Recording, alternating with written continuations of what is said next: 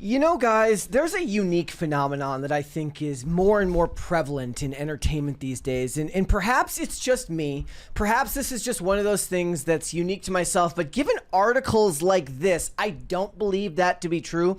And I want to touch on a few things here. And I basically want to talk about how the advent of streaming and the rise of the streaming television show has killed the 22-episode season, which has also, in turn, in my opinion, killed what is called the comfort show.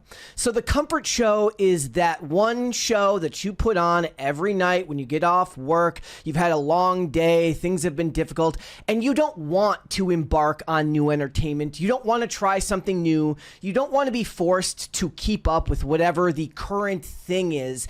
And with so many streaming services on the market, there's literally always some new show where you're going to be chastised and ostracized if you're not following it. If you really think about it, like if what we're talking about is just new entertainment in just the last couple of years, you got to be watching White Lotus, you got to be watching Stranger Things, you have to go and watch Squid Games after that. What's Taylor Sheridan doing over there at Paramount? Have you watched Landman yet? Did you see The Penguin over at HBO Max, which was then Max, which is now HBO Max again? It is all too much for a lot of people to handle, and most people don't want to treat their entertainment like some form of homework to be able to be forced to keep up with the cultural zeitgeist. And I think that is why the comfort show, you know, it's not the show for me, but I think the best example of these would be shows like Friends or The Office. It's got hundreds of episodes. You can put it on at any time. It doesn't matter what episode it is.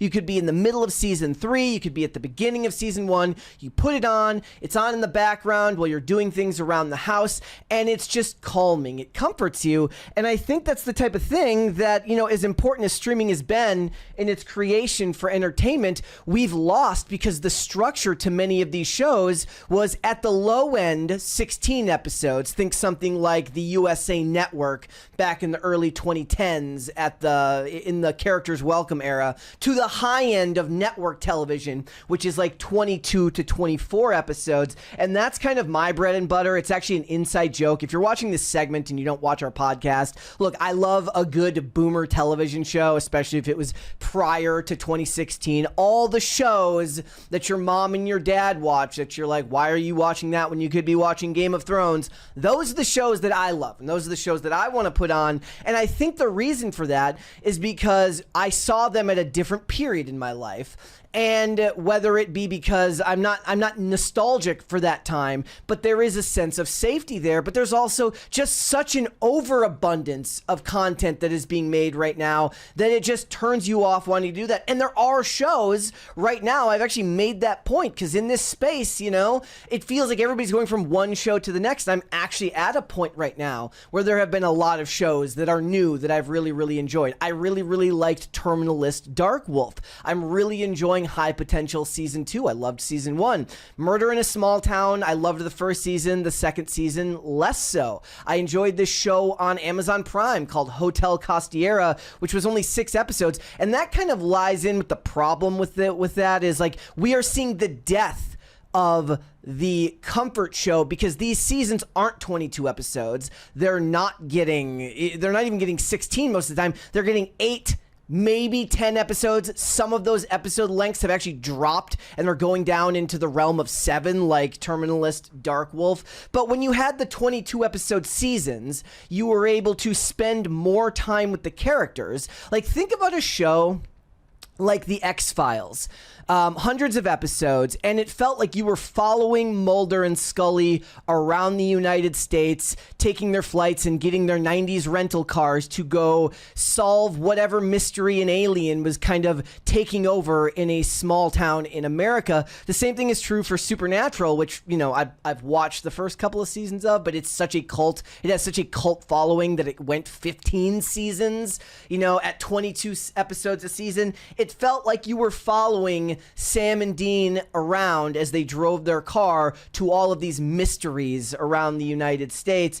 Or even one, if I want to be specific for myself, I started rewatching The Mentalist last night, which I've seen dozens of times, and my wife likes it as well. It felt like you were in this Citroen that Patrick Jane owned, and you were driving around the state of California looking for the serial killer Red John and solving crimes with those characters that you really, really liked. You know, you liked Jane, you liked Lisbon, you liked Rigsby, you liked Van Pelt, you liked Cho, you liked all of them, and you followed them around while they solved crimes. And it's something that you can put on in the background after you've watched it, because there's no social expectation to talk about it or have some type of opinion on whether you thought the gratuitous nudity or the themes of White Lotus season 3 was something that's bad for society. And I think that that type of thing only appeals to a specific demographic of people these days. And streaming as a whole, now because the focus is on telling this complete story that the writer does without any audience input, which is what they're doing. You know, they write it beforehand. The whole thing is done. They've got their 8 episodes written.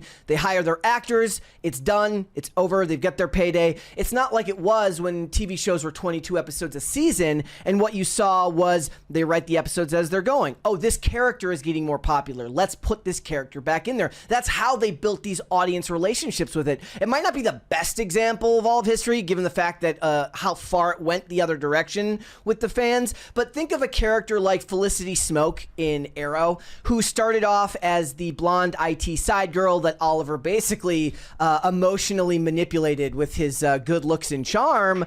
And as she grew more popular, she became more written in the show, all to the point where she ended up replacing Laurel as Oliver's love interest, which kind of undercut a major storyline in the comics. And people were okay with it until they became Felicity and Friends. But the point is, that type of storytelling is extremely powerful because it takes into account what the audience is. Think about it, which helps build up a reputation for a show as it becomes more and more profitable, as it does more and more episodes. It becomes a comfort show for a lot of people, and that's how a lot of it is. My wife, she really loves The West Wing. She can quote any moment of The West Wing at any time, and she will tell me any number of ways in which the themes of the show kind of play into any of the other things that we're watching. And that relationship between the viewer and the creator is built off the fact that they did these shows for 6, 7, 8 seasons and got 22, 23 episodes a season. So you just spent more time. You had more invested in these characters.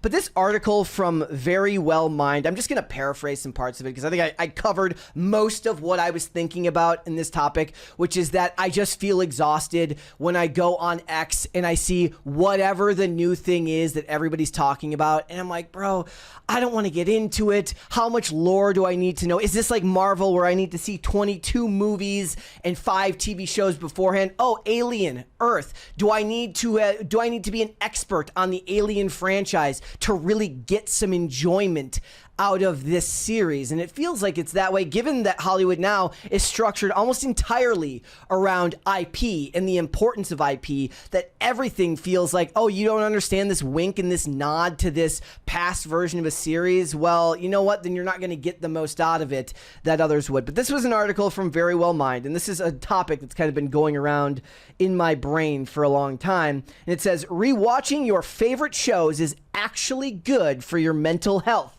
The key takeaways were that rewatching your favorite shows can be an easy way to unwind after a long day, a soothing form of self-care, and a nostalgic connection to the past.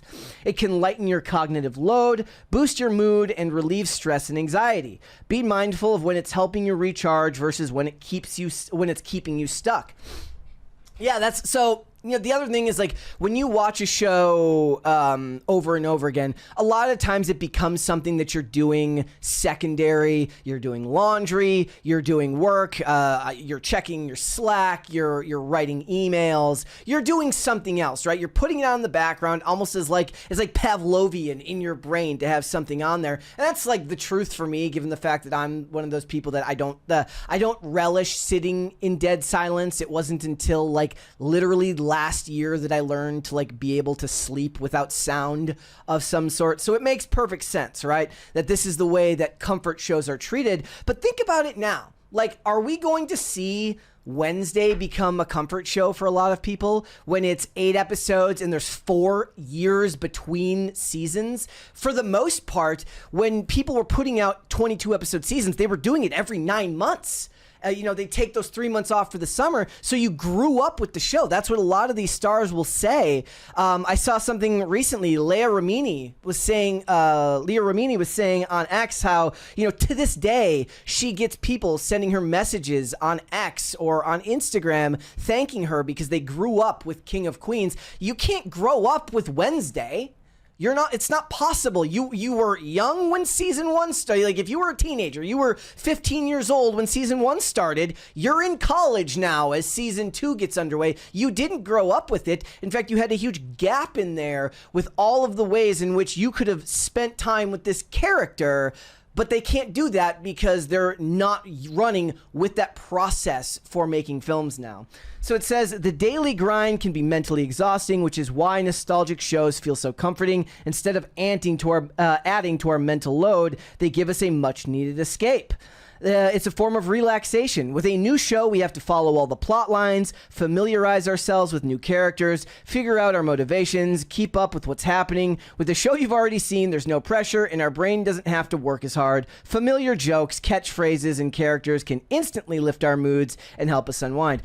I also think, look, this is just my own personal preference, I think that the hiring of actors back in the day, not even necessarily the main cast, but you got especially on network television, when there was fewer stuff being made, the best of the best, the cream rose to the top, and you saw the best of the best on TV. I was talking when we were talking about The Mentalist the other day, and I'm not going to give spoilers for the Red John storyline if you haven't seen it yet, but the person they chose ended up, it was actually horrible storytelling from Bruno Heller's standpoint, but he picked the best actor of the people that they had initially, prescribed to be the bad guy, and that's because the actor who plays him, Xander Berkeley, is fantastic and is really good at his job, and his first interaction on screen still is something. He plays this sheriff in a small town, Sheriff McAllister. I still think of this incident between him and Jane where they play paper, rock, scissors, and I rewrote in my head, because I've seen the show so many times, how he could have revealed himself, his superiority to Jane later on using that same game of paper, rock, scissors. And that's because his character had these facial expressions when they were doing it that made it pop, that made it work so well. And that's indicative of everything from television beforehand, is these actors were the best of the best on TV because there was less to be made. Therefore, the best got hired. And I really do believe that. Comfort and predictability. Our daily lives can be so stressful and unpredictable. Old shows offer a sense of comfort and predictability because we know what's going to happen. There are no shocking plot twists or sad endings to worry about. Knowing exactly what's going to happen makes us feel safe, soothed, and when life feels stressful and hectic. So I like those reasons more than nostalgia, which is the next one they give, which says, old shows reconnect us with past versions of ourselves, reminding us of who we were and what life looked like when we were first watching them. Research shows that watching classic content brings back memories from happier, simpler times when we were kids. Look, I don't know about happier, but for me, like, if you watch this podcast, not to go on for too long, look, I was in a very different place in my life when I was watching television before. I made a lot of mistakes in my life when I was watching television before, and those mistakes were the reasons why I could sit around and watch TV all night. And that's not necessarily a happier time, but a simpler time. Absolutely. And again, I don't know if I like the idea of nostalgia being the reason why you're into these things, but it can play a role for a lot of people who didn't make mistakes like I did. Emotional connection. The one-sided emotional bonds we form with our favorite fictional characters are known as parasocial relationships. We grow attached to the characters over time, so when we rewatch a show, it feels like we're spending time with old friends. Yes, I have made that point so many times on our show that it feels like you're traveling around the country with these characters again. It feels like they just released NCIS Tony and Ziva, not to go off on boomer television again, and the reason why it doesn't work is because because the reason you liked these characters before is you kind of followed them around as they solved crimes and flirted with each other, you know, in the DC, Virginia, Maryland area. And that structure was what gave the show its credibility. It's what gave its show its flair. That's what worked for it. Now the show is 8 episodes and they're globe-trotting, trying to solve some spy thriller, and Ziva's in therapy. I don't fucking want it. Pardon my French. I don't want it. I want the structure that worked before. And it's almost as if these writers don't understand what I'm trying to explain to you here, that when you try to bring another show into that, you know, into another format, it's not going to work. And again, 8 episodes. If this was your first interaction with those characters, if you had never seen Tony or Ziva, you hadn't watched Boomer Television before with parents that watched the original NCIS, you're not going to leave that show connected to these characters, despite the fact that they're trying harder and being more blatant in trying to give you things to emotionally connect with. You can spend all the time with Ziva in therapy that you want. It will not connect you as well to the character as it does just watching her go through a bunch of different life and death situations and droll interactions with her coworkers where they crack jokes. That connects you to a character. It's just the problem is it takes time and effort and listening to the fans, and they don't want to do that anymore because the streaming model is prohibitive for that. So look, there was a bunch of other stuff in these articles. I think I've made my point. I'm going to finish with this video, and I still remember this. It was saved in my Instagram, and I'm going to play this for you so you can kind of understand what I mean, because I think this guy kind of perfectly encapsulated what everybody thinks about when they talk about this idea. Yep. Did you watch White Lotus? No. I'm watching USA Network's Psych for the 4th time. I have terrible taste in television, and I wouldn't trade it for the world. Have you seen the state of the world? This is how I'm coping. Formulaic television. It's my version of meditation. You want better mental health? You should probably go to therapy. Can't afford therapy? Watch White Collar or Suits. This man is speaking pure facts. You'll become enlightened because you'll just completely empty yourself of anything as you watch the most basic TV ever. A lot of y'all are watching prestige television and doing like deep dive analysis of like the cinematography. I'm emptying my mind while tuning into Burn Notice. This is what's going to heal you. And sure, yeah, every once in a while, I'm going to tune into a Severance. I'm going to watch it. But to make it in today's world, with all the burdens of being a human being in 2025, bad TV will save you.